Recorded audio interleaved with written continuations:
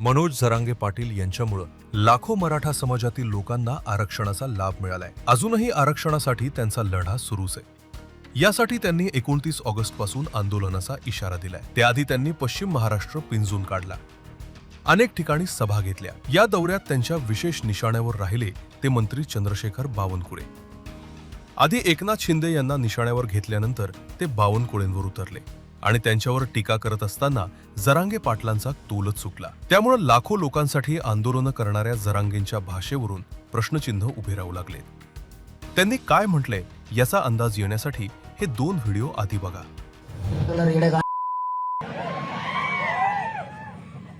बेकार दिसतंय या ओढले होत आहेत वादी.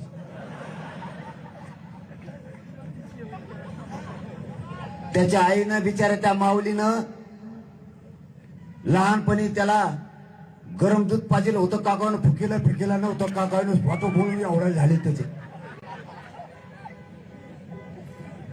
गरम दूध पाजिलं फुकीलच नाही वाटतं, बिचारीनं होतं एवढा झाले. त्याचे बेकार दिसताना प्राणी देव पहिले तिथे असा धडा होता बघे,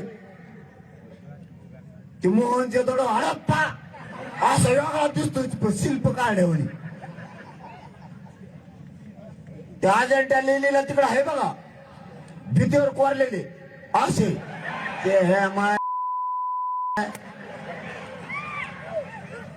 बेटा. तू मराठ्याच्या नादी लागला, शहाण्णव कोणी सोपे नाही, वाजवून टाकतील तुला, वाजवून. माझ्या समाजाचा तुला कोणी अधिकार दिला?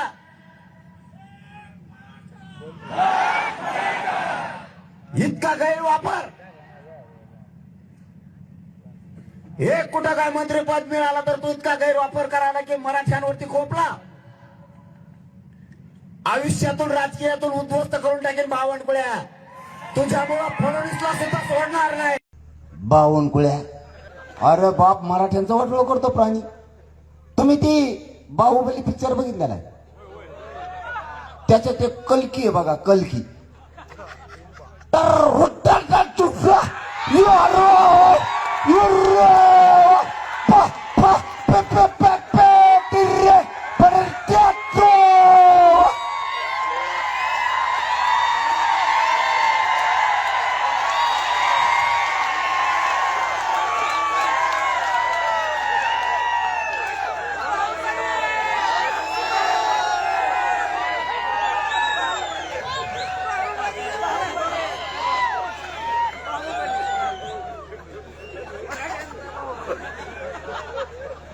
सोपं नाही बाबा बावनकुळ्या.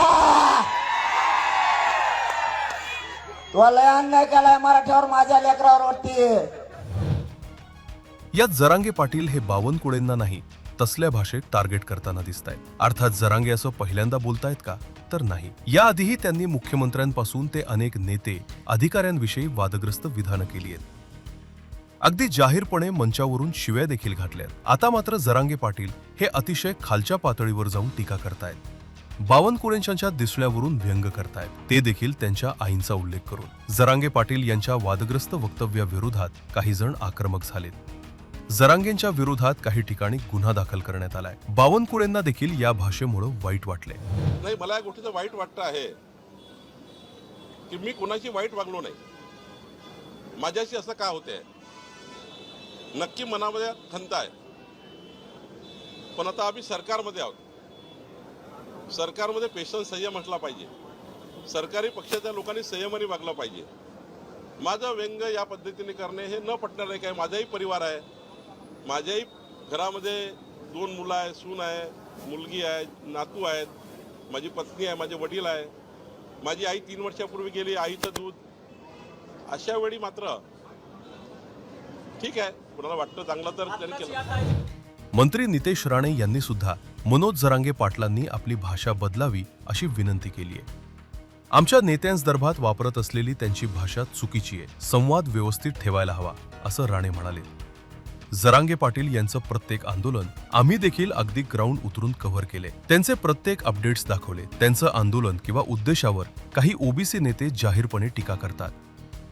मात्र लोकशाही आंदोलनाचा त्यांना अधिकार आहे, ज्याचा वापर ते करतात. मात्र एखाद्या व्यक्तीच्या दिसण्यावरून टीका करणं, एखाद्याच्या व्यंग्यावरून टीका करणं समर्थनीय नक्कीच नाही. Bureau report, Mumbai.